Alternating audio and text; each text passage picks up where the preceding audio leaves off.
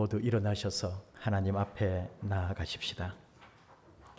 하나님은 영이시니 예배하는 자가 영과 진리로 예배할지니라. 아멘.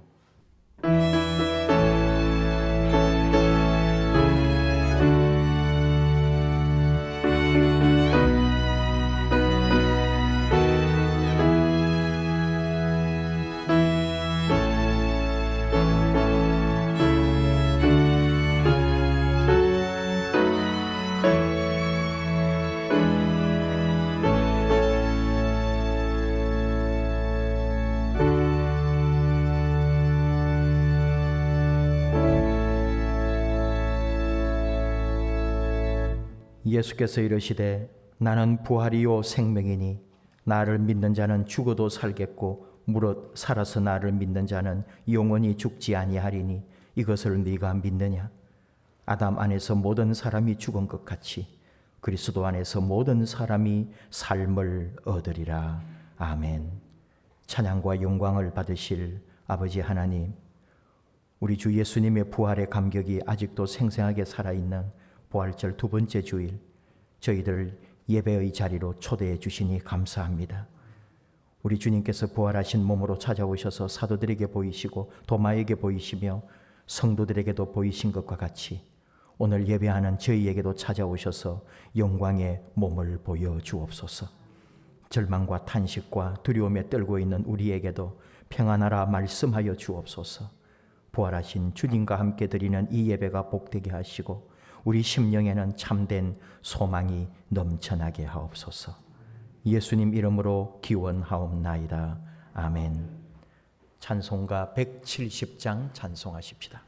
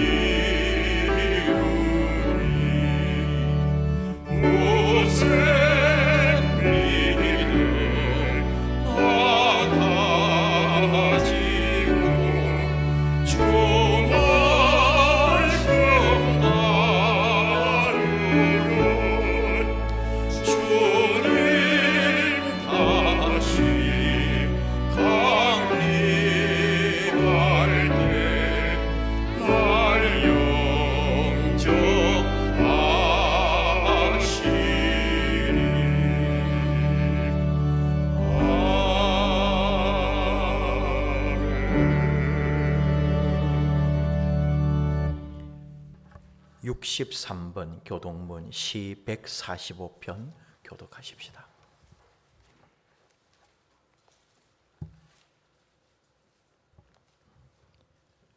왕이신 나의 하나님이여, 내가 주를 높이고 영원히 주의 이름을 송축하리이다.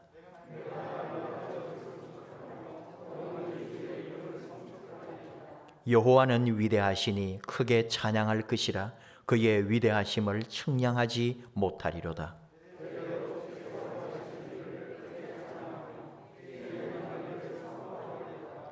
주의 존귀하고 영광스러운 위엄과 주의 기이한 일들을 나는 작은 소리로 읊조리리이다.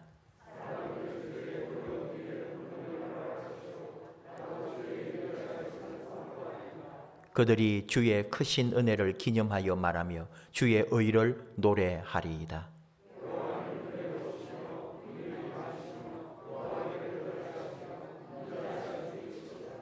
여호와께서는 모든 것을 선대하시니 그 지으신 모든 것에 긍휼을 베푸시는도다.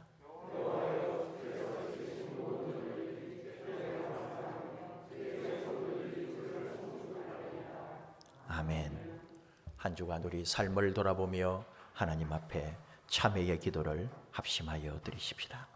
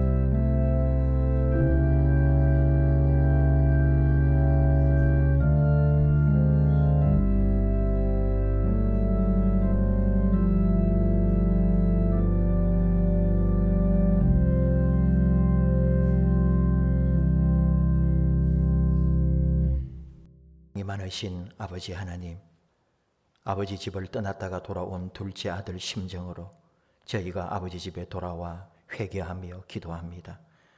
우리가 누렸던 모든 명예와 물질과 건강이 하나님으로부터 값없이 받은 선물이었음을 고백합니다. 그러나 순간 깨닫지 못하고 우리 하나님 앞에 감사하는 마음을 잃었습니다.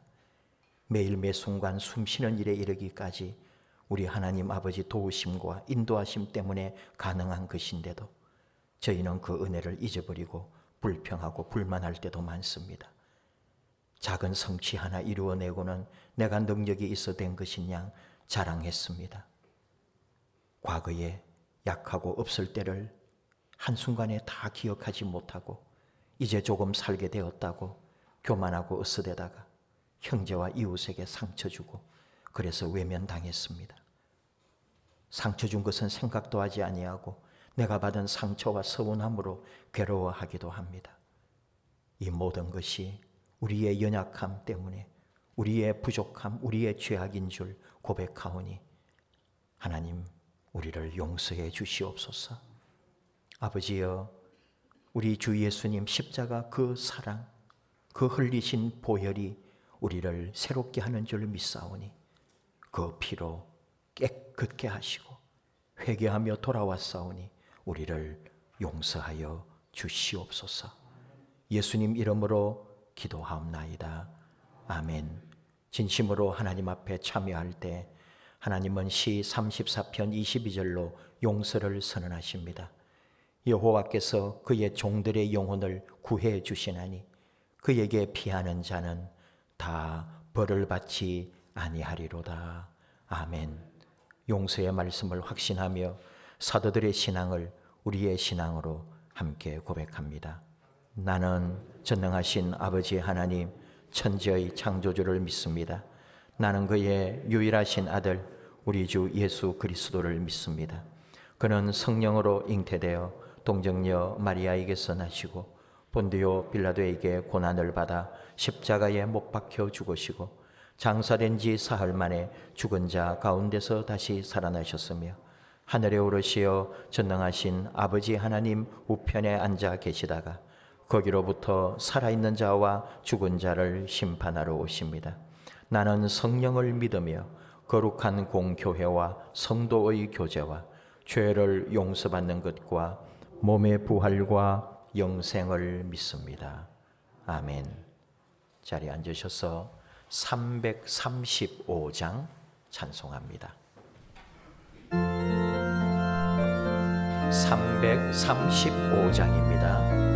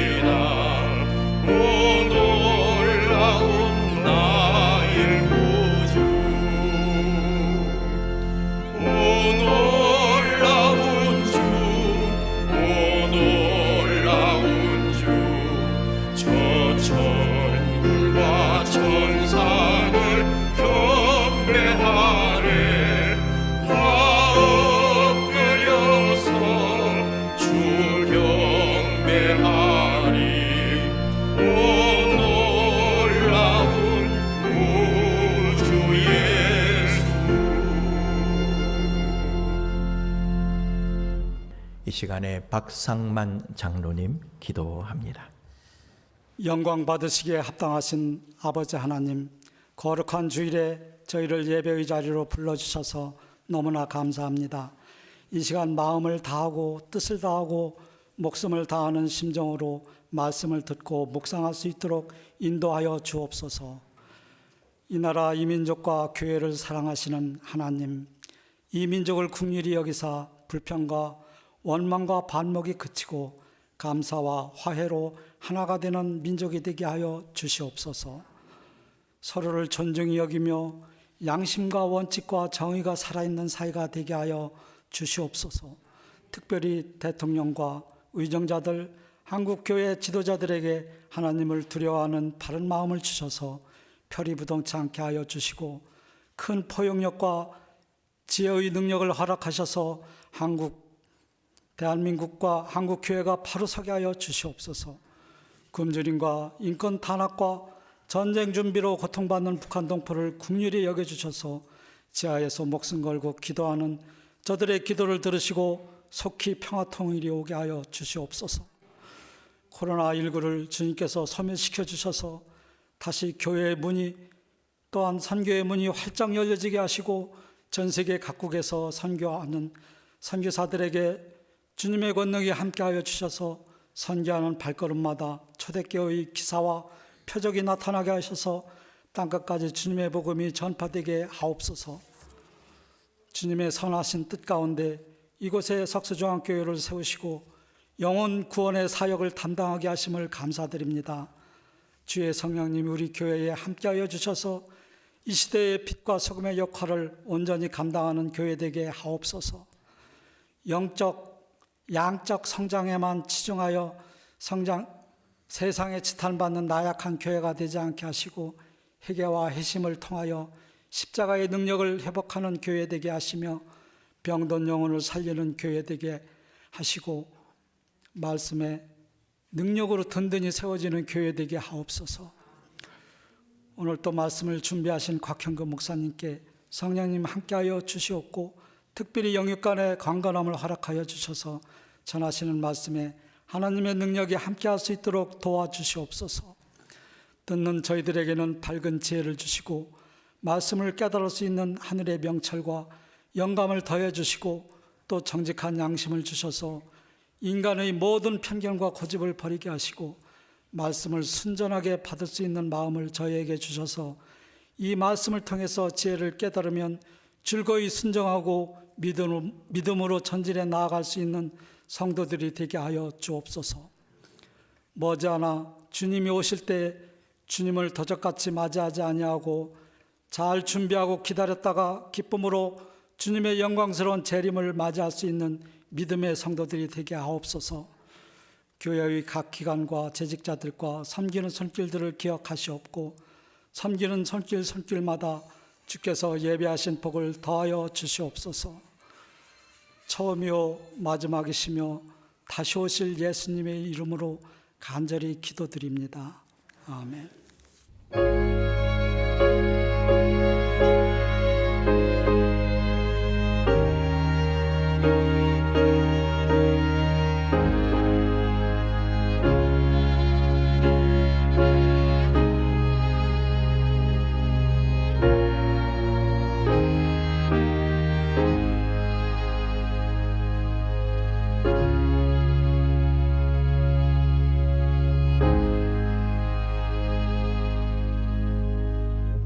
이 시간에 우리에게 주시는 하나님의 말씀은 요한복음 20장 19에서 23절 말씀입니다. 신약성경 183면 또는 184면 요한복음 20장 19에서 23절 이 계시의 말씀 봉독할 때에 나에게 주시는 하나님의 음성으로 들리기를 원합니다. 이날 곧 안식 후 첫날 저녁 때에 제자들이 유대인들을 두려워하여 모인 곳의 문들을 닫아뒀더니 예수께서 오사 가운데 서서 이르시되 너희에게 평강이 있을지어다. 이 말씀을 하시고 손과 옆구리를 보이시니 제자들이 주를 보고 기뻐하더라. 예수께서 또 이르시되 너희에게 평강이 있을지어다. 아버지께서 나를 보내신 것 같이 나도 너희를 보내노라. 이 말씀을 하시고 그들을 향하사 숨을 내쉬며 이르시되 성령을 받아라. 너희가 누구의 죄든지 사하면 사하여질 것이요 누구의 죄든지 그대로 두면 그대로 있으리라 하시니라. 아멘. 교제송 하면서 앞에 뒤에 옆에 서로 축복하고 또 인사하겠습니다. 사랑합니다. 축복합니다. 사랑의 나눔 있는 곳에 하나님께서 계시도다. 사랑의 위로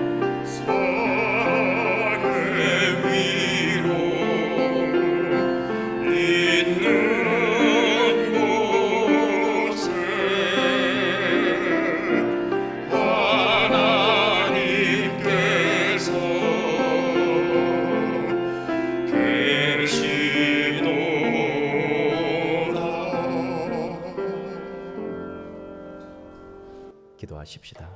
하나님 아버지 감사합니다. 이렇게 복된 주일 허락해 주시고 또 마음, 사랑, 정성 다 합하여 함께 모이고 또 각자의 처소에서 하나님의 존전 앞에 엎드리게 해주심을 감사드립니다. 은혜 예비해 두신 대로 좋은 것으로 우리에게 채워주시고 하나님의 사랑스러운 것들로 우리를 만족해 하여 주옵소서. 우리 찬양, 우리 마음 다 받으시고 이 시간 또 말씀 듣기 원하오니 말씀하여 주옵소서. 예수님 이름으로 기도하옵나이다. 아멘. 새벽 기도에서 예수님의 비유에 관하여 말씀을 나누고 있습니다.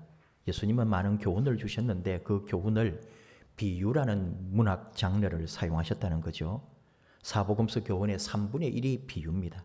마태복음 13장 34, 35절 예수께서 이 모든 것을 무리에게 비유로 말씀하시고 비유가 아니면 아무것도 말씀하지 아니하셨으니 이는 선지자를 통하여 말씀하신 바 내가 입을 열어 비유로 말하고 창세부터 감추인 것들을 드러내리라 함을 이루려 하심이라. 하신 말씀처럼 예수님은 비유로 말씀하시고 그 비유를 해석해 주셨고 그 비유를 말하는 이유가 뭐냐? 시편 78편 2절 말씀을 인용하셨어요.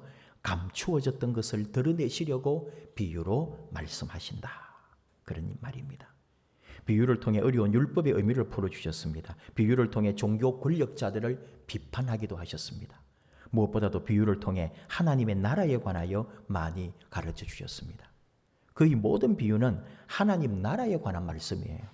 예를 들면 비유를 말씀하실 때 이렇게 시작합니다. 천국은 마치 사람이 자기 밭에 갖다 심은 겨자씨 하늘과 같다. 마태복음 13장 31절이에요.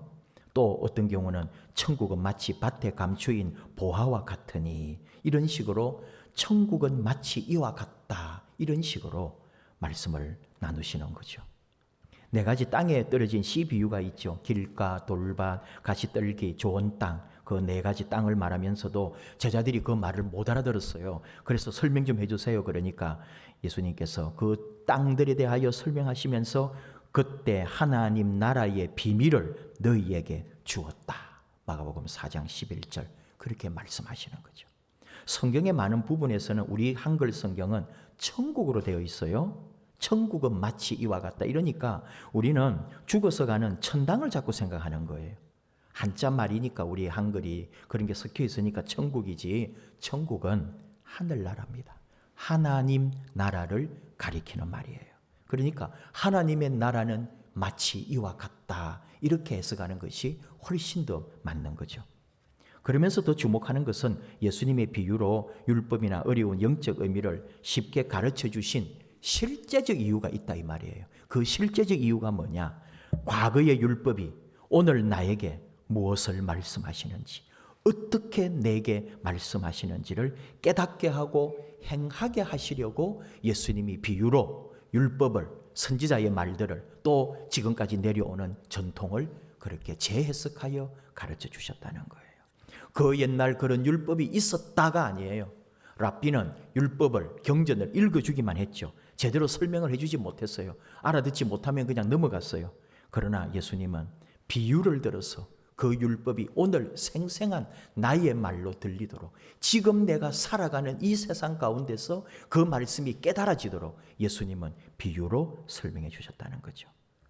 하나님의 말씀이 지금 나에게 무엇을 어떻게 내 삶에 접목하고 적용해야 하는가를 비유로 가르쳐 주셨다. 예수님 비유의 목적은 바로 그런 이유다, 그 말입니다.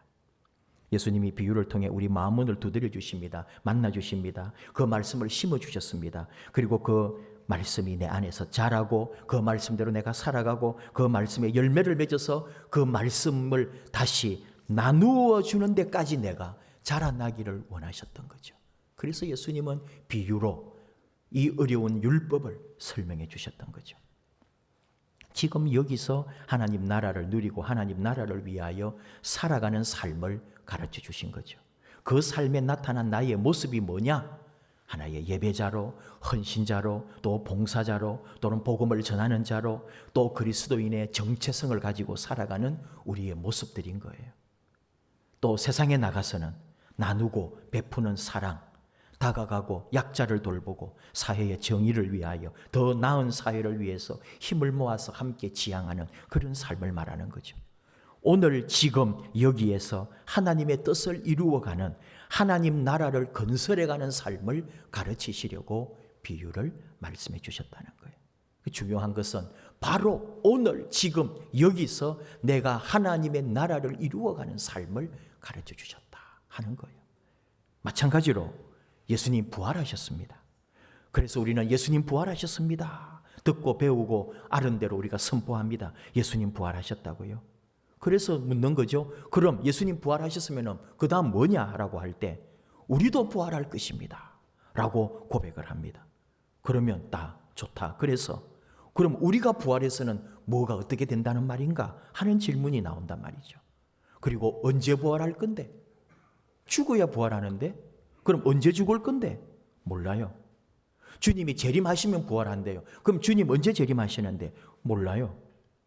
주님 재림도 몰라요. 내가 언제 죽는지도 몰라요. 부활을 언제 하는지도 몰라요. 그러면 전부 우리는 다 뭐가 뭔지도 모르고 살아가는 꼴이 된단 말이죠. 아는 게 아무런 것도 없네요. 예수님은 2000년 전에 부활하셨고 언제 오실지도 모르고 나는 언제 죽을지도, 그리고 내가 언제 부활할지도. 신앙은 그런 게 아니다 이 말이에요. 지금 살아있고 지금 살아가는 거고 오늘 삶으로 살아내는 믿음이고 오늘 하나님과 동행하면서 하나님의 뜻을 이 땅에 이루어가는 삶이 신앙이다 이 말입니다. 사도 바울을 통해서 배우고 깨닫는 게 많아요. 완전히 죽고 다시 살아나 본 경험이 있는 사람, 사도 바울이잖아요. 그의 과거도 지혜와 지식도 권세도 모두, 심지어 그의 배경, 부모, 형제들도 한 번도 얘기한 적이 없습니다. 얼마나 철저하게 죽었는지. 자기 자신을 완전히 깡그리 주님의 십자가 아래다 죽여버리고 다시 주님 안에서 부활한 사람, 다시 살아난 존재, 완전히 다른 사람이 됐습니다. 그게 바로 사도 바울의 삶이고 사도 바울이 부활을 살았던 삶이고 우리가 따르기를 원하는 삶이다 이 말이죠. 오해는 하지 말아요. 부활하면 완전 다른 존재가 되었느냐? 우리가 부활이라고 말할 때는 내가 육체적으로 완전히 죽음 이후에 살아났다는 그런 말이 아니잖아요. 다시 태어난 것 같은 거듭난 삶, 회심, 중생, 인생의 가치와 목적이 바뀌어진 새로운 삶을 사는 우리를 말하는 거죠. 오늘 내가 내 삶이 새로워졌다는 것을 알고 영적 부활을 경험했다는 것이 우리 그리스도인의 고백이잖아요. 하지만 세상을 살다 보면은 중생했다고 해서 모든 것이 다 되는 게 아니에요. 계속 흔들리고 무너지기도 합니다. 사도 바울을 자꾸 예를 들게 되는데 로마서 7장 24절 표준 세번역으로 나는 비참한 사람입니다. 누가 이 죽음의 몸에서 나를 건져주겠습니까? 사도 바울 육체를 가진 한 인간이었기 때문에 그렇게 거듭나고 정말 죽음에서 살아난 것처럼 예수님을 새롭게 믿음으로 살아가고 있지만은 육체의 한계를 끊임없이 맛보았고 평생을 죄와 싸웠던 사람이에요. 하물며 우리는 어떻겠습니까? 그런데 이 길을 간다 이 말이에요. 그렇게 부족하고 연약하지만 육체의 한계가 있지만 우리는 부활신앙으로 오늘 부활을 살아내는 삶으로 나아간다는 거죠. 예수님이 부활하셨습니다. 나도 부활할 것입니다. 예수님만이 길입니다. 그분만이 나의 모든 것입니다. 오늘 그래서 그 예수님 걸어가신 십자가의 길을 기쁨으로 내가 지고 있는 이 십자가를 달게 지고 주님 가신 그 진리의 길, 내 생명의 길을 걸어가겠습니다. 이것이 우리 부활을 사는 사람의 모습이라는 거예요. 오늘 우리에게 주신 말씀은 뭐냐? 예수님이 부활하셔가지고 제자들에게 나타난 모습을 보여주시죠. 예수님을 잃어버렸다는 생각에 상심해 있던 제자들에게 예수님 찾아오셨습니다. 그리고 가장 먼저 평안을 말씀하셔요. 샬롬. 처음에는 당황했겠죠. 두려웠겠죠. 신기했겠죠. 예수님이 갑자기 나타나셨으니까. 죽었던 사람이 살아났다니까. 그때 예수님이 손과 옆구리에 못자국과 창자국을 보여주셨어요. 그제야 예수님을 확실하게 인정하면서 20절 제자들이 주를 보고 기뻐하였다 그랬어요. 지금 무슨 얘기냐? 예수님 부활을 통해서 내 믿음이 회복되고 내가 부활신앙으로 나아가는 삶이 뭐냐? 지금 여기에 대하여 우리가 나누는 거예요. 그 첫 번째가 뭐냐? 기쁨이라는 거죠. 우리가 부활신앙으로 부활을 나의 부활로 고백하면서 부활을 삶으로 살아가면서 나타나는 것, 제자들을 통해서 지금 우리가 배우는 거예요. 제자들이 예수님의 부활을 경험할 때 제일 먼저 기쁨으로 가득했다. 바로 우리 안에 주의 부활이, 그리고 내가 부활을 고백하는 부활을 오늘 삶으로 살 때 내 안에 기쁨이 넘치게 된다는 거죠. 부활을 사는 삶은 기쁨입니다. 이 기쁨은 부활하신 예수님을 만난 기쁨이기도 하고 예수님이 인사와 축복으로 주신 평강이 있을지어다, 평안할지어다, 샬롬이라고 하는 이 말에 담겨있는 여러 제자들이 그때 그 말을 들었을 때의 느낌, 예수님이 샬롬, 평안할지어다 할 때에 받았던 그 말로 할 수 없는 내 안에서 솟아오르는 평안을 말하고 기쁨을 말하는 거죠. 내 안에 퍼져오는 평화, 화평, 화목, 화해. 여러분, 이런 맛이 우리 삶 안에 있습니까? 부활을 삶으로 사는 우리에게 드러나는 모습이 평안과 함께 기쁨이라는 거예요. 주님으로부터 밀려오는 그 평안함, 그래서 주체할 수 없는 기쁨. 불안의 시대거든요. 지금 이 팬데믹, 이 코로나 전 세계를 덮고 있을 때 다 학자들이나 우리 신학계도 마찬가지고 불안이라는 것으로 정의를 합니다. 모든 인류가 불안하다는 거예요. 백신만 나오면 그래도 한숨 돌릴까 했는데 지금 아스트라제네카가 몇 살 이상 맞지 마라 그러고 혈전이 어쩌고 하면서 모두를 다 불안하게 하죠. 지금 직장이나 사업이 불안하지 않은 사람이 있겠습니까? 우리 서로 간에 또는 가족 간에도 우리가 속해 있는 관계 속에서 불안하지 않은 삶이 있을까요? 돈, 질병, 나이듦, 외로움, 죄의식, 갈등, 우리를 짓누르는 수많은 불안이 존재합니다. 그런데 우리 고백은 부활의 주님이 계시면 주님 한 분만으로 만족하다는 거예요. 그분만 계시면 평안하다는 거예요. 그분이 내 모든 문제의 해결자가 되어 주실 걸 우리는 믿고 선포한다 이 말이에요. 내 안에 기쁨이 오는 거예요. 어려운 중에도 불안한 중에도. 우리 마음은 그저 이렇게 평안하고 기쁨에 머물고 싶은데 그 부활을 삶으로 또 드러내는 삶이 거기까지만 아니라는 거예요. 주님은 우리에게 또 말씀합니다. 보내겠다고 21절 아버지께서 나를 보내신 것 같이 나도 너희를 보내노라. 예수님이 우리를 보냅니다. 예수님 입장에서 우리를 제자 삼았다는 말이에요. 우리는 예수님의 제자가 되는 거죠. 그렇습니다. 평안을 누리고 기쁨이 차오르면 우리는 보냄받은 자로 변화되는 거예요. 이제 그 보냄받은 사명을 감당해야 하는 거죠. 그런데 갑자기 보낸다고 가라 그런다고 우리가 갈 수 있겠어요? 그래서 그 다음 어떻게 됩니까? 평안과 기쁨만으로는 갈 수 없다고 하니까 그 평안과 기쁨 안에서 오늘 22절 말씀으로 성령을 받으라 이 말씀을 하시고 성령을 받으라고 예수님이 말씀하시네요. 결과적으로 이것은 오순절 마가다락방의 성령 임재 사건이 되겠죠. 각 나라의 방언이 터지고 주의 영이 불처럼 머리 위에 임하는 그 놀라운 사건. 그런데 그것은 2000년 전에 그때만을 말하는 게 아니다 이 말이에요. 주님이 성령을 받으라라고 하실 때는 그 예수님 제자 공동체 거기만 말하는 게 아니고 바로 지금 우리에게도 예수님이 하시는 말씀이다 이 말이에요. 성령을 받으라. 우리에게 말씀하고 있는 거예요. 지금 예수님은 우리에게 성령을 주노라 받아라. 부활하신 예수님을 목격했다고 끝이 아니잖아요. 제자가 되는 건다고요. 제자가 되어서 세상에 파송을 받는 거예요. 그냥 보내지 않습니다. 우리를 돕고 인도하시고 권세와 권능 안에 나아가게 하시는 성령님을 우리 안에 허락하셨습니다. 우리는 성령의 사람입니다. 이미 내 안에 성령님이 들어와 계십니다. 그리스도인은 성령님이 내주하고 있는 사람들이라고요. 근데 그럽니다. 목사님, 아직 저는 그 정도는 아닙니다. 그런 말 하기 그렇습니다. 그러는데 여러분, 아니에요. 우리 모두는 예수님이 성령을 받으라 하신 이후 우리 모두가 다 성령을 받은 사람들이에요. 주님을 고백하는 순간 바리새인이면서 랍비였던 니고데모가 예수님을 찾아온 적이 있죠. 예수님과 얘기를 나눌 때 예수님께서 사람이 물과 성령으로 나지 아니하면 하나님의 나라에 들어갈 수 없다고 가르쳐줘요. 그러면서 요한복음 3장 8절 바람이 임의로 불매 네가 그 소리는 들어도 어디서 와서 어디로 가는지 알지 못하나니 성령으로 난 사람도 다 그러하니라. 저는 이 말씀을 너무너무 좋아한다고요. 성령을 지나치게 오버하는 사람들이 있거든요. 막 이렇게 좀 이상하게 하는 게 성령이라고 자꾸 오해하는 거예요. 아닙니다. 성령은 보이지 않습니다. 성령님은 고요하기까지 합니다. 성령님은 계신지도 모를 수 있습니다. 그러나 성령님은 함께 하신다고요. 예수님 말씀하잖아요. 바람이 어디서 와서 어디로 가는지 모르지만 성령도 그와 같다고. 누가 바람을 보았는가? 나도 너도 아무도 바람을 본 사람은 없다네. 하지만 저 나뭇가지 흔들리고 나뭇잎 떨어질 때 바람은 지나간다네. 크리스티나 로제티의 시처럼 우리 외벽에 한번 현수막에 붙었던 문구가 있죠. 가을바람 볼을 스칠 때 그리운 내 마음 찾아온 줄 아세요.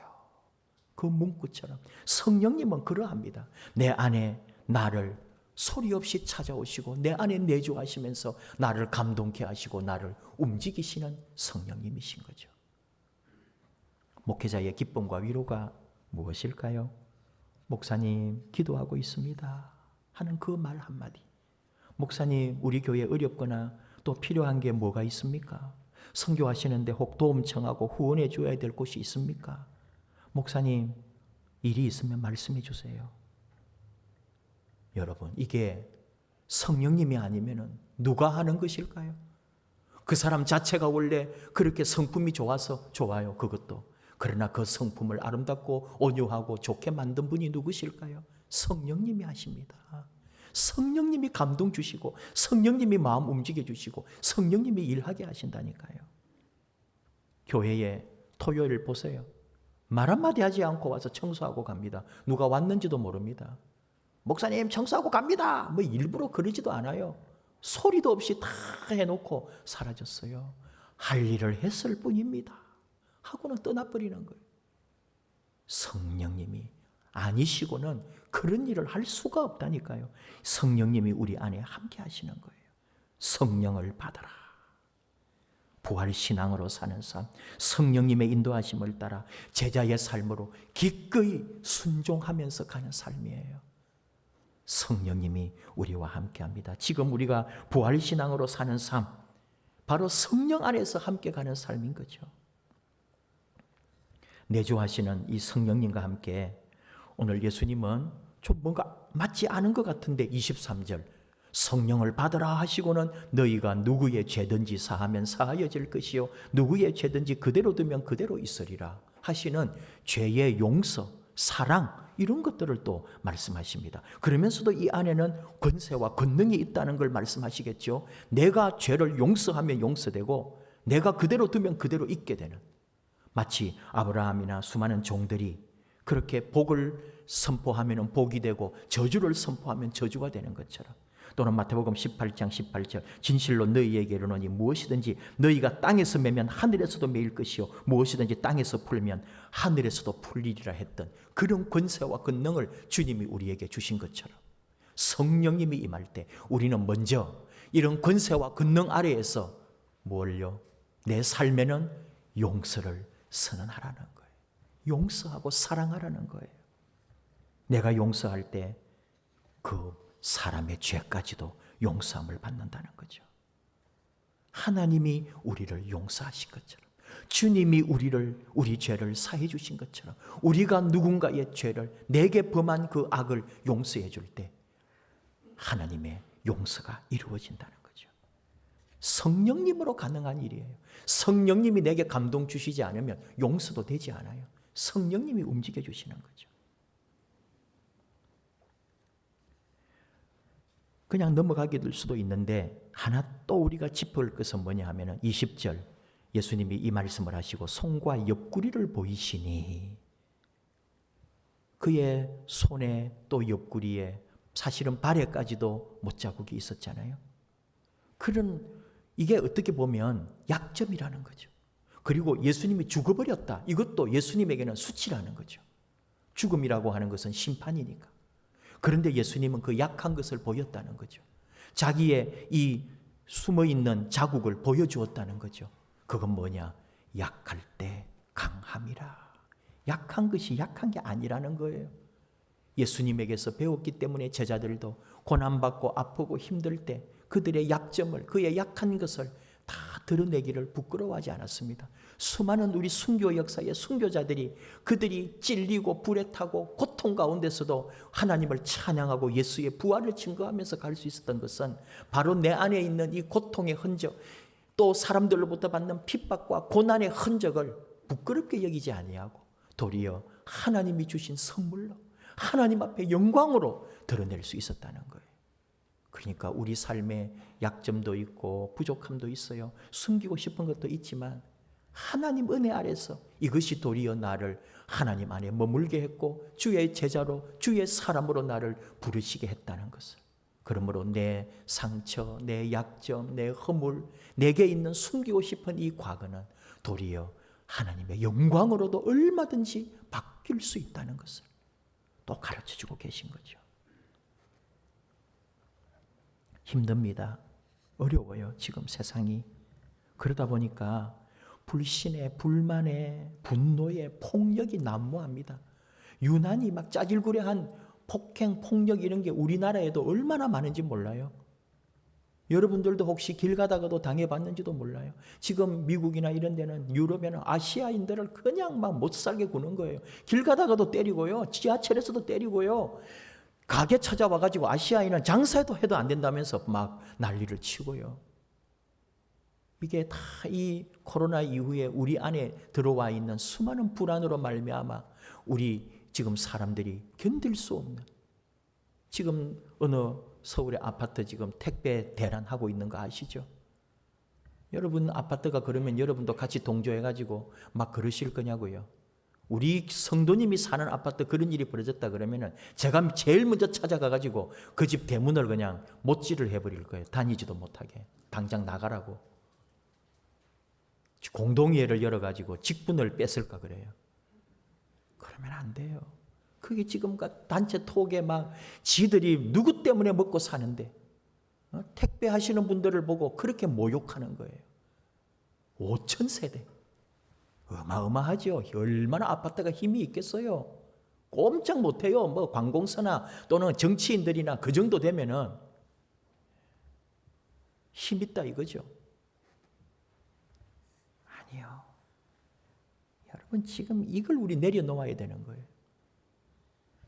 정말로 이 부활신앙을 사는 삶, 부활을 오늘 삶으로 사는 삶, 평안, 기쁨, 그리고 주의 부르심 앞에 제자로 순종하면서 또 주님이 성령을 받으라 하실 때 내 안에 가득 차 있는 성령님의 감동으로 사랑하고 섬기고 온유하고 나누면서 주의 은혜를 따라 같이 걸어가는 거예요. 그래서 고난과 아픔이 있어도 상처가 있어도 묵묵히 이걸 견디며 오늘도 이 십자가의 길을 걸어가는 거예요. 그리고 내게 악을 행하는 사람조차도 용서해 줄 수 있는 성령님의 감동으로 그 주의 부르심 앞에 부활한 삶으로 지금 내가 산다 이 말이에요. 오늘 이 땅을, 그것은 곧 하나님 나라를 이 땅에 이루어가면서 사는 진짜 그리스도인들인 거죠. 설교 준비하면서 자료에 보니까 이런 얘기가 있어요. 제가 이 방송을 나중에 한번 찾아보려고 그러는데 이 방송에서 칠공주집 이야기가 소개된 적이 있다는 거예요. 12살에 상경을 했어요. 예. 이 소녀가 초등학교 옛날 국민학교 겨우 나올까 말까 해가지고 그리고는 서울에 올라와서 뭐 했을까요? 우리 옛날 말로 하면 식모살이 한 거죠. 저는 그런 사람 몇을 알고 있습니다. 겨울에는 냉골에서 잤어요. 왜 주인은 그럴까요? 그러지 않은 주인도 많을 텐데 왜 그렇게 12살짜리 13살짜리 집에 와서 그 시골 사는 애 어떻게 연결돼 가지고 왔겠죠. 밥도 좀 잘 먹이고 따뜻하게 해주면 더 잘할 텐데 왜 그렇게 괴롭히고 냉골에서 자게 하고 잘 먹이지도 않고 입히지도 않고. 너무 다 어려운 시간이에요. 정말 생각만 해도 눈물이 나고 아픈 사연 아니겠어요. 그렇게 자라난 거예요. 지금은 할머니가 됐어요. 그래서 유재석 씨하고 이렇게 만나가지고 이렇게 이제 그 살아온 얘기를 잠깐 나누게 되어가지고 하는 그런 프로래요. 심지어는 그 주인 내외가 이 13살짜리를 자기들 둘이 싸워가지고 기분 나쁘다고 구두를 신은 발로 그 애 발을 꽉 밟고요. 그렇게 알게 모르게 괴롭히기도 하고. 그래서 유재석 씨가 뭐 위로를 했겠죠. 아유, 얼마나 그렇게 힘들었겠습니까? 그러니까 옆에 계신 할아버지가 다 지나간 이야기라고 이제 우리가 잘 살면 된 거라면서 그렇게 웃더라는 거예요. 그러면서 방송을 마무리하는데 이 할머니, 이분이 이 방송이니까 이제 한마디를 하는 거예요. 뭐라고 했느냐? 아줌마, 어디 계신지는 모르지만은 지금 내 얼굴 보면 아줌마 나를 알지 몰라요. 그런데 아줌마, 그때 아줌마가 나한테 했던 거 다 아실 텐데 아줌마 이제 편안한 마음으로 잘하고 사세요. 우리도 잘하고 잘 살겠습니다. 안녕히 계세요. 여러분, 이 할머니 마음이 어떻겠어요? 그 자기 10몇 살부터 오랫동안 그 집에서 수모를 당하면서 살았던 그 시간들이 다 지나갈 거예요. 그리고 이제는 다 나도 자식들 다 잘 살고 나도 살 만큼 살아요. 그러면서 뭘 한 거예요? 용서한 거예요. 아마 마음으로 몇 번씩 용서했는지도 몰라요. 살아오면서 하소연도 하고. 그런데 지금 정말 이 방송에서 그분이 만약에 보고 있다면 그리고 많은 시청자들이 보는 앞에서 선언하는 거죠.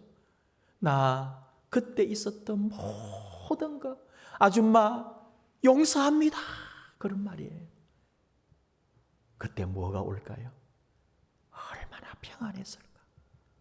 당하기는 내가 당해서 눈물은 내가 났고요. 아프기는 내가 아팠지만 그러나 그 수십 년 사라지지 않은 내 안에 이 상처가 내가 용서할 때 다 사라지고 내 안에는 평안과 기쁨이 찾아오는 거예요. 오늘 이 말씀을 저는 역으로 바꾸어 봤다니까요. 우리가 그리스도인이 되고 오늘 부활의 사람으로 살고 하나님의 나라를 이루어 간다는 게 뭘까? 용서할 때 내 안에 성령님이 그렇게 작동을 한 거고요. 바로 그 성령님이 함께하는 삶은 내가 제자로서 살아가는 삶이고 그 내가 제자로서 살아간다는 것은 주의 부르심을 입은 거고 주의 부르심을 입었다는 말은 내 안에 평안과 기쁨으로 가득 찬 거다. 다시 또 바꾸어 말하면 평안과 기쁨으로 주님 앞에 부름받고 주의 부르심 앞에 순종하고 헌신하고 성령님이 내 안에 가득하면서 나를 감동케 하고 그 성령의 감동을 따라 오늘도 나는 용서하는 자로 섬기는 자로 주님의 뜻을 따르고 이 땅에 하나님 나라를 이루는 삶. 이것이 바로 부활의 신앙으로 살아가는 삶이구나. 저나 여러분이나 다 우리 힘들고 어려운 이 세상에서 바로 부활 신앙이 뭐며 오늘 내가 부활의 삶을 산다는 게 뭐냐? 오늘 제일 먼저 예수님을 만나서 부활의 주님을 만난 이 제자들을 통해 우리가 부활의 사람으로 살아가는 이 신앙이 뭘까? 같이 나누었습니다. 주님만이 나의 길이요 주님만이 나의 생명이요 내가 주의 부활과 함께 나도 부활하고 성령님 안에서 이 땅에 좀 힘들고 상처받는 일이 있어도 묵묵히 주의 영광을 위하여 이 주님 가신 먼저 가신 그 십자가의 길 나도 기뻐 가겠습니다. 이 땅의 험한 길 우리 주님과 함께라면 나 언제나 어디서나 따라가겠습니다.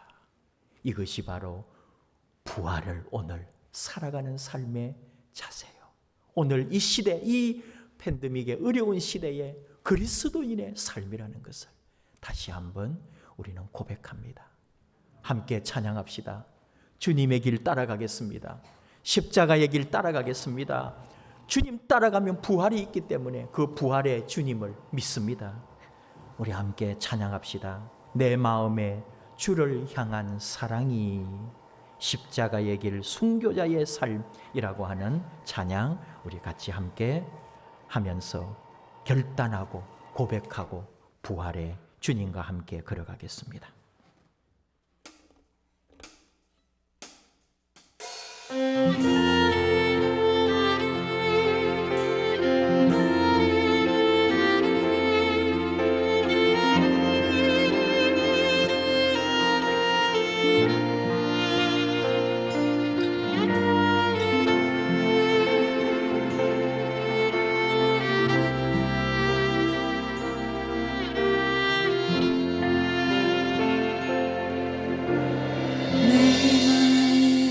주를 향한 사랑이 나의 말은 주가 주신 진리로 나의 눈에 주의 눈물 채워주소서.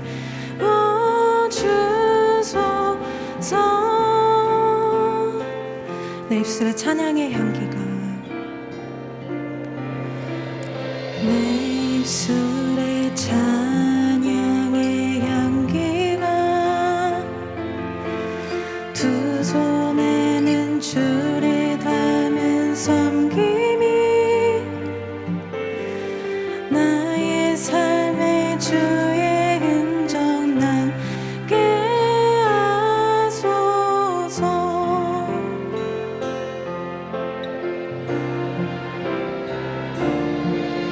하나님의 사랑이 영원히 함께하리.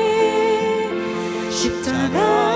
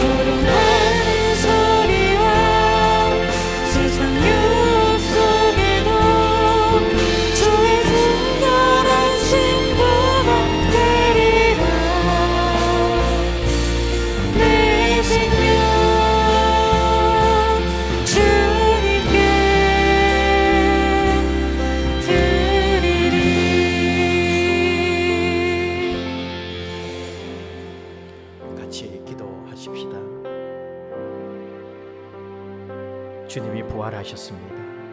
우리도 부활할 것입니다.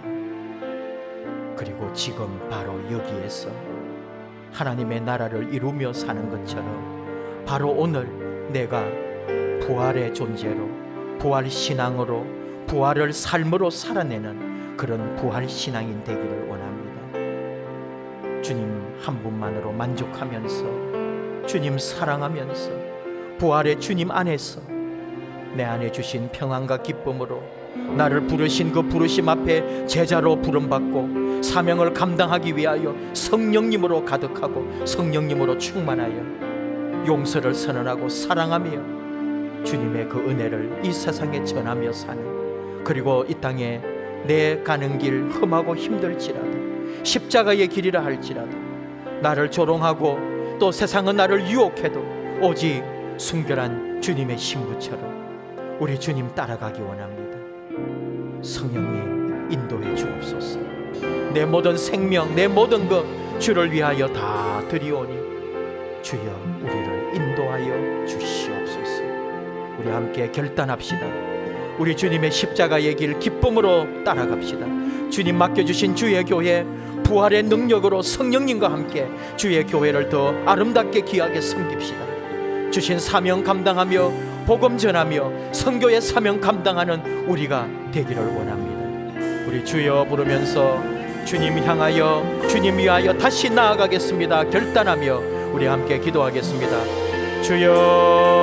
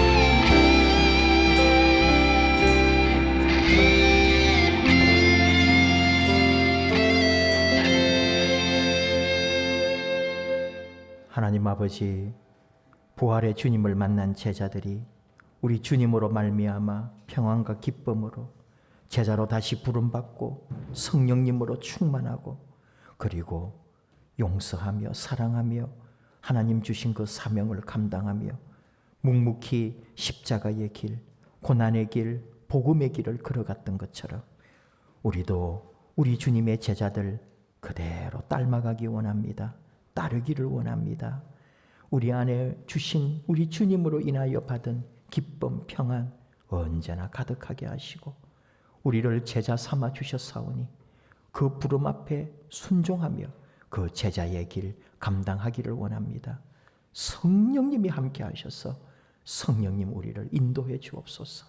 우리에게 힘 더해 주시고 권세를 주시고 능력도 주시고 무엇보다도 사랑할 수 있는 힘 주셔서 용서하게 하시고 섬기며 화해하며 평안, 화평으로 만들어가는 부활을 삶으로 살아내는 복된 하나님의 자녀들, 또 생명의 길을 걸어가는 아름다운 제자 삼아 주시옵소서. 이 힘들고 어려운 시대에 우리 교회가 바로 이 주님의 길, 진리의 길, 십자가의 길, 섬김의 길 따라가게 하시고 우리 교회를 통하여 하나님의 영광만 드러나게 하여 주옵소서. 예수님 이름으로 기도하옵나이다. 아멘. 일어나셔서 예물 드리십시다. 주여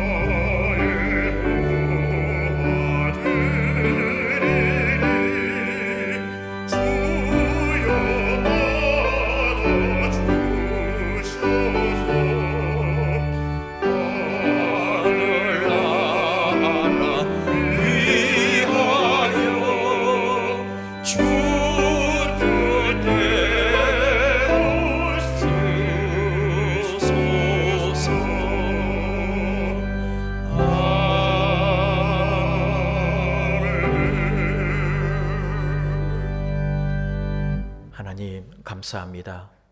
부활절 두 번째 주일로 우리 주의 부활 안에, 그 기쁨 안에, 감사 안에, 감격 안에 예배드리고 또 예물을 준비하고 우리 마음을 다시 세우며 부활의 주님 따라가겠노라고 결단하게 해주셔서 감사합니다. 십자가의 길, 고난의 길 마다하지 아니하고 부활의 주님이 계시고 우리도 부활할 것이고 그리고 부활의 능력 안에 오늘도 살아가오니 우리를 인도해 주시고 하나님의 아름다운 사명, 제자의 직분 감당할 수 있도록 저리를 붙잡아 주시옵소서. 11조 감사, 성교, 주일 예물, 각가지 사역과 기도의 제목과 우리 감사를, 우리의 헌신을 담아 아버지 앞에 예물 드리나이다. 받아주시옵소서. 우리 하나님 사랑하는 자녀들 그 삶에 성령을 부어주셔서 성령님과 함께 동행하게 하시고 성령님의 감동을 따라 살게 하시고 성령님이 주시는 힘을 받아 살아가는 사랑하는 하나님의 자녀 삼아 주실 줄 압니다. 그 일터를, 가정을, 자녀들을, 그 소망을 하나님이 기억해 주시고 하늘의 큰 복으로 채워 주시옵소서. 어려운 시대, 이 힘든 세계 역사 속에 하나님 함께 하시고 살아계신 우리 하나님 보여주시며 우리 주께서 어떻게 일하시는지, 이 역사를 어떻게 주관하시는지 우리 하나님, 우리 그리스도인들이 똑바로 깨어 보게 하시고 또 주의 사명, 그 믿음 안의 삶으로 이 험한 세상을 다 극복해내는 일에 앞서는 우리 믿음의 신실한 하나님의 종들, 그리스도의 제자 삼아 주시옵소서. 사랑하는 자녀들, 가정과 그 모든 일터에 함께해 주시고 만물의 주인이신 우리 하나님께서 물질로나 영으로나 또 모든 삶에 하나님의 복으로 갚으시고 채우실 줄을 믿사오며 예수님 이름으로 기도하옵나이다. 아멘. 자리에 앉으셔서 교회 소식 나누겠습니다. 예배 및 모임입니다. 오늘은 부활절 두 번째 주일입니다. 새벽, 수요, 금요 기도회는 대면 예배로 진행됩니다. 구역 기도회는 4월 16일 금요일 오전 10시에 비대면 영상으로 진행됩니다. 다음 주일에 당회, 각 산교회 원래회가 진행됩니다. 코로나19 확산 방지를 위해 구역별로 주일 대면 예배 참석을 권면합니다. 다음 주일 구역별 예배 참석은 주보를 참조해 주시기 바랍니다. 예배 전후로 교회 출입 시 손소독을 반드시 해주시고 음료 섭취를 금해 주시기 바랍니다. 송성호 정영애 집사님께서 모친 장례에 감사하여 장학금을 기탁하셨습니다. 온라인 봉헌은 주보를 참조해 주시기 바랍니다. 환우, 취업, 진학, 직장, 사업장, 군 복무, 선교사 및 후원교회들 코로나19 방역과 예방, 접종을 위하여 나라 민족을 위하여 기도해 주시기 바랍니다. 네, 제2여전도회가 오늘 2부 예배 후에 원래를 아마 하는 모양입니다. 여러분 서로 전달을 받았는지 모르겠는데 3여전도회? 2는 아니고요. 2도, 3도 같이 2, 3여전도회 지금 2부 예배 후에 원래에 있습니다. 좀 이렇게 널찍하게 방역 잘 수칙 지켜주시면 좋겠고요. 어제 아마 늦게 여러분들이 다 연락을 받으셨을 텐데 최수희 권사님 모친 되시는 고 박안심 님이 어제 아침에 좀 일찍 돌아가셨는데 우리 교회에 연락이 좀 늦게 왔습니다. 그래서 전달이 다 늦었는데요. 제가 이제는 조금 움직일 수가 있으니까 오늘 장례 조문을 가려고 합니다. 예정으로는 한 2시나 3시 출발하려고 했는데 그냥 지금 제가 예배 중에 생각을 했는데 1시에 그냥 출발을 할까 그래요. 여러분들 가실 분들은 이게 잠깐만 조금이라도 요기를 하시고 바로 갈 거니까요. 그리고 많이 못 갑니다. 총 8명만 갑니다. 네. 그래서 얼른 이제 우리 말씀하시면은 그렇게 숫자를 지금 맞추고 있으니까. 그리고 부목사님은 청년부 3부 예배도 있고 또 그런 여러 가지 또 이유 때문에 못 가셔요. 그러니까 제가 주로 아마 운전을 할 것 같기도 하고 우리 장로님이나 남자분이 한두 분 계시면은 좀 번갈아 가면서 하게 될 것 같은데 여러분이 참고해 주시고, 어쨌든 최수희 권사님하고 좀 피치 못할 그런 깊은 교제가 있으신 분은 가시면 되겠고요. 될 수 있는 대로 안 가셔도 마음 전하는 곳 해놨죠. 그리고 지금 오늘 우리 가는 편에 또 이렇게 조의하실 분들은 전해 주시면 저희들이 잘 전달해 드리겠습니다. 일부 예배 때도 여러분들이 이렇게 조의금을 저한테 맡기고 가셨는데, 여러분들 온라인으로 하시거나 아니면은 맡겨주시면은 그렇게 하겠습니다. 1시에 출발하겠습니다. 재정하고 다 끝나고 저는 이렇게 해서 좀 가려고 그랬는데, 오늘은 그냥 준비한 김에 빨리빨리 가죠. 그래야 또 빨리 돌아올 수도 있고, 그래서 뭐 다른 특별한 것은 없고요. 뭐 우리 또 서로 이렇게 연락도 자주 해주시고, 일부 때도 부탁을 드렸는데, 제가 여러분 목사님은 뭐 전화 쉽게 하겠지 싶어도 목사도 여러분들한테 막 일일이 전화하는 게 부담도 되기도 하고 죄송하기도 하고, 그래서 참 이게 전화한다는 게 여러분도 그러실 거예요. 정말 친해가지고 이렇게 뭐 늘 전화하는 사람 아니라면은 누가 궁금하고 누가 왜 교회 안 왔나 싶어서 전화해야 되는데도 그게 어렵죠. 그 마음을 제가 알아요. 그래서 여러분들 그래도 서로 전화 좀 많이 해주시면 좋겠어요. 제 전화만 기다린대요. 그래 전화 안 오면은 서운하고. 그러니까 여러분들이 중간중간 좀 해주셔야 이게 서로 도와주는 거예요. 아시겠죠? 우리 어르신들 많이 아프셔요 지금. 또 하목규 권사님도 병원에 계신데 참 어렵겠다 하는 말까지 들려오고, 그러니까 그리고 여러분 위해서 기도해 주시고요. 또 우리 성도님 자녀 중에도 또 다친 분도 있고, 뭐 이리저리 힘드신 분들 많습니다. 원래 또 아프신 분들도 있고요. 그러니까 힘든 시대에 서로 위로해 주고 전화도 해 주고 이렇게 같이 중보 기도해 주시고 그러면 좋겠습니다. 서로 눈으로 인사합시다. 서로 바라보면서 옆에도 뒤에도 사랑해, 용서할게요, 고마워요. 우리 집에서 예배 드시는 분들 사랑합니다. 자, 다 같이 따라합시다. 사랑합니다. 사랑합니다. 사랑합니다. 네, 일어납시다. 주님께서 가르쳐 주신 기도 함께 할까요? 하늘에 계신 우리 아버지, 아버지의 이름을 거룩하게 하시며 아버지의 나라가 오게 하시며 아버지의 뜻이 하늘에서와 같이 땅에서도 이루어지게 하소서. 오늘 우리에게 일용할 양식을 주시고 우리가 우리에게 잘못한 사람을 용서하여 준 것 같이 우리 죄를 용서하여 주시고 우리를 시험에 빠지지 않게 하시고 악에서 구하소서. 나라와 권능과 영광이 영원히 아버지의 것입니다. 아멘.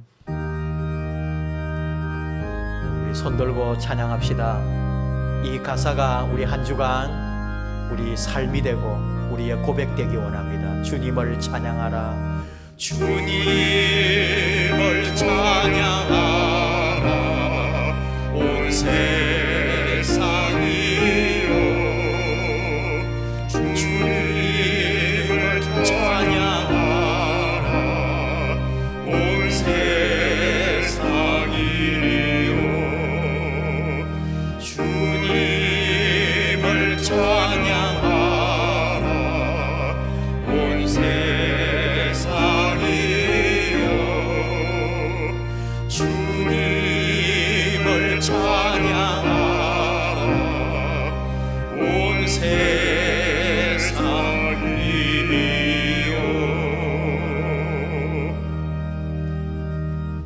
이제는 주 예수 그리스도의 은혜와 하나님 아버지의 무한한 사랑과 성령님의 위로하시고 동행하시고 우리와의 사귐이 성령님 안에서 부활의 주님을 고백하며 제자로 부르신 그 부르심 앞에 순종하며 그리고 우리 안에 주님으로 인하여 누리는 평안과 기쁨으로 주 예수 그리스도의 그 십자가의 길, 믿음의 길, 오늘 우리가 이 땅에 걸어가야 될 복음의 길, 선교의 길, 섬김과 봉사의 길, 희생의 길 마땅히 감당하며 기뻐하며 즐거워하며 주의 은혜로 살기 원하는 사랑하는 자녀들, 그 인생길, 가정, 일터, 사업장 위에 영원토록 함께 하시기를 축원하옵나이다. 아멘.